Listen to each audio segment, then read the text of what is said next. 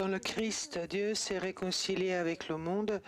Il a déposé sur nos lèvres la parole de réconciliation.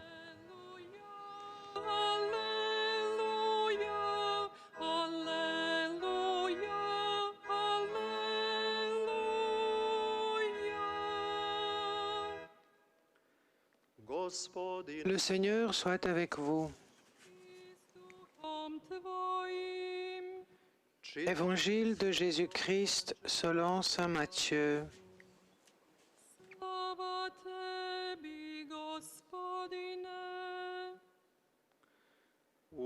Jésus disait à ses disciples, « Si ton frère a commis un péché, va lui parler seul à seul et montre-lui sa faute. S'il t'écoute, tu auras gagné ton frère.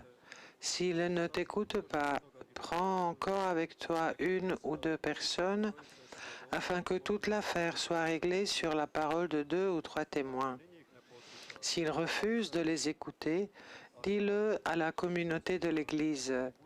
S'il refuse encore d'écouter l'Église, considère-le comme un païen et un publicain.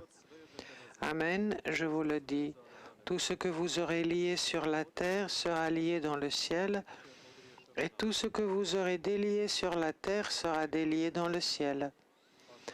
Encore une fois, je vous le dis, si 2 d'entre vous sur la terre se mettent d'accord pour demander quelque chose, ils l'obtiendront de mon Père qui est aux cieux.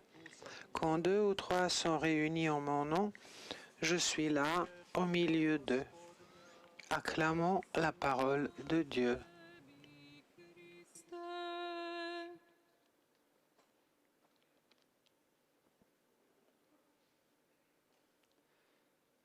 Frères et sœurs, la première lecture et l'Évangile nous parlent d'un thème important et c'est la correction fraternelle. Avant de réfléchir sur ce thème, il faut souligner l'importance de l'examen de sa propre conduite.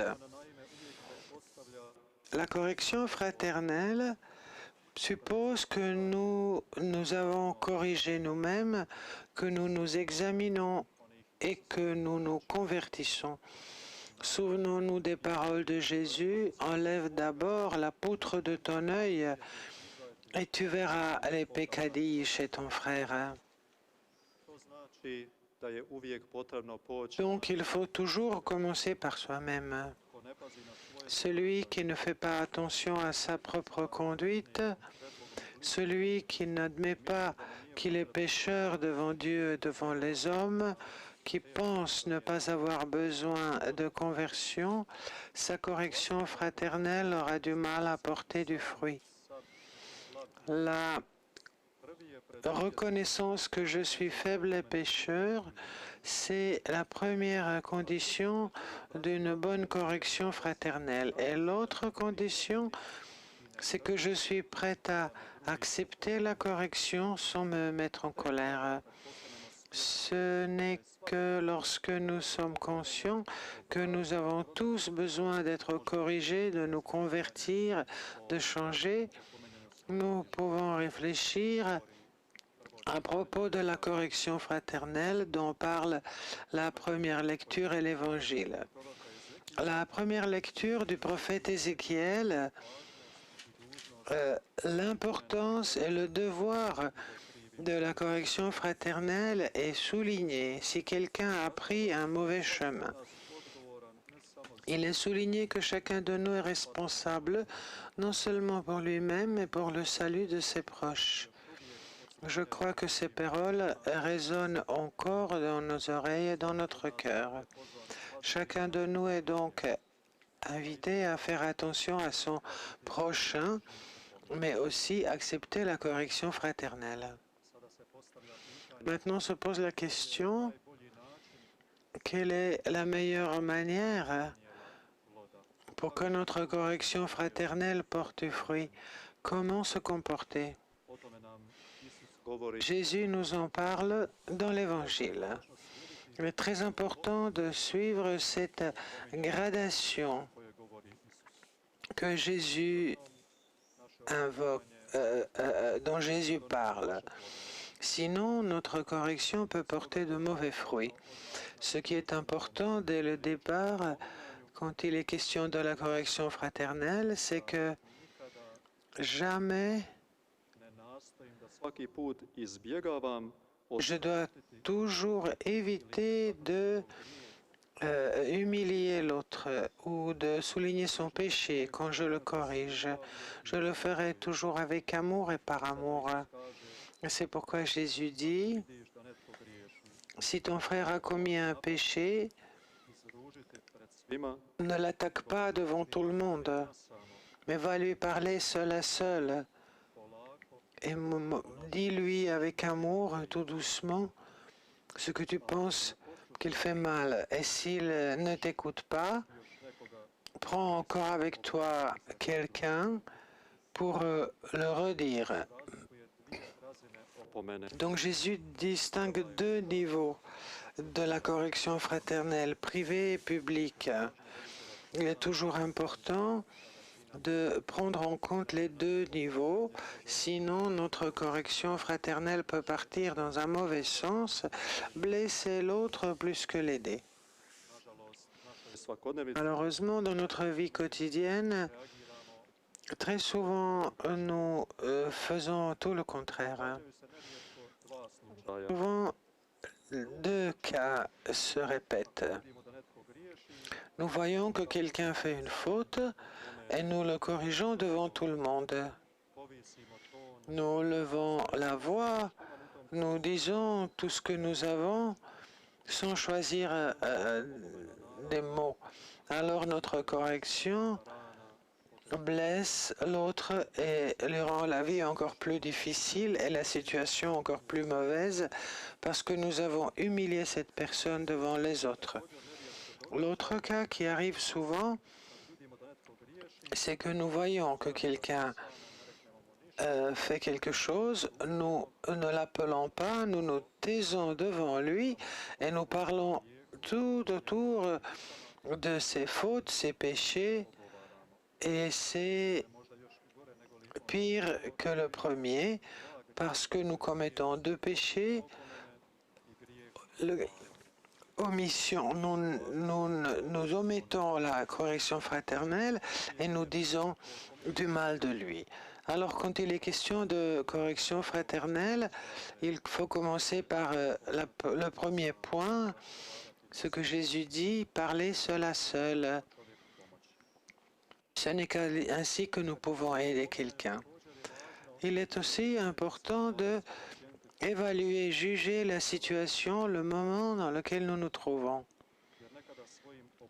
Parfois, par notre correction, nous pouvons empirer les choses.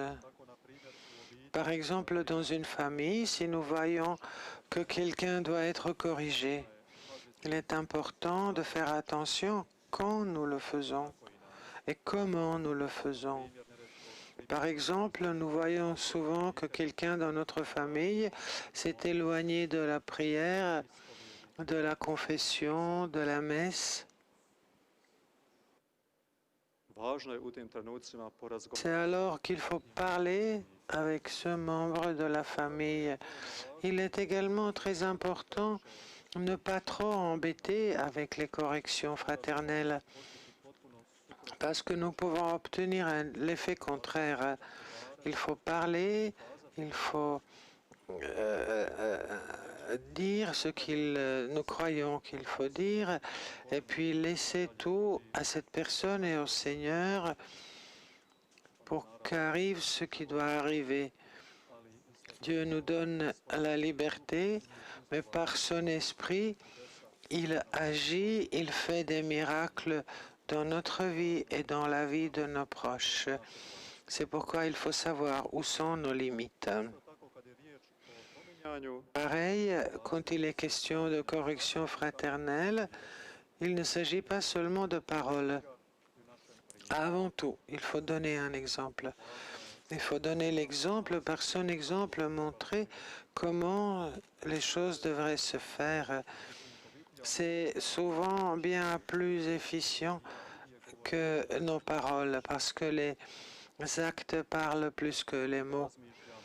Puisque nous réfléchissons sur la correction fraternelle, mentionnons Saint François d'Assise qui a écrit quelques corrections fraternelles. Il en a écrit 28 à ses premiers frères. La première parle du corps du Seigneur. Et Saint François rappelle les premiers frères de l'importance de l'Eucharistie, l'importance d'être reconnaissant pour la présence du Seigneur dans l'Eucharistie qui nous réunit ce soir, nous aussi. Entre autres, Saint François a dit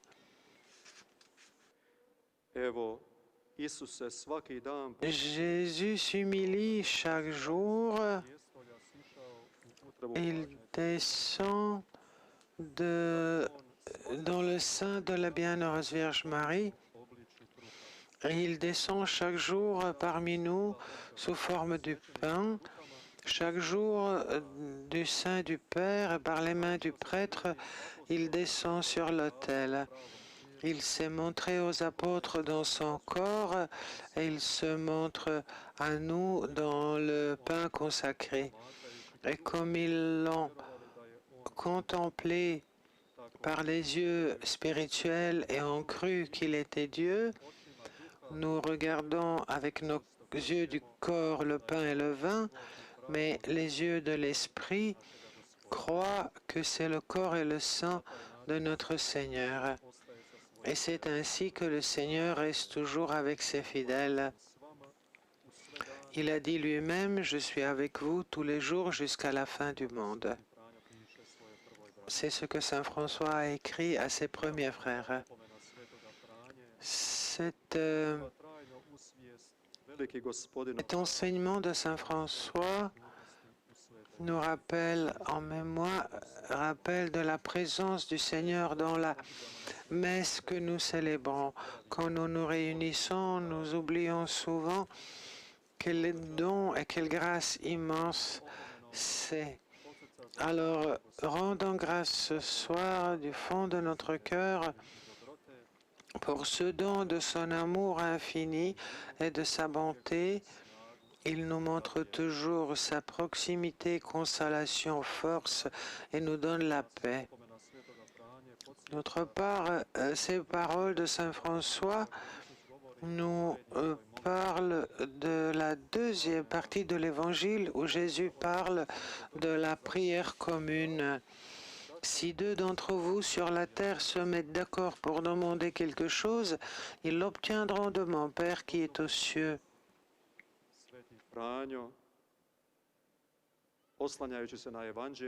En s'appuyant sur les évangiles, Saint François nous dit que notre correction fraternelle sans la prière ne porte pas de fruit. Je crois que l'évangéliste a mis ses paroles sur la prière après la correction fraternelle pour souligner que la prière doit toujours précéder la correction et suivre après la correction fraternelle.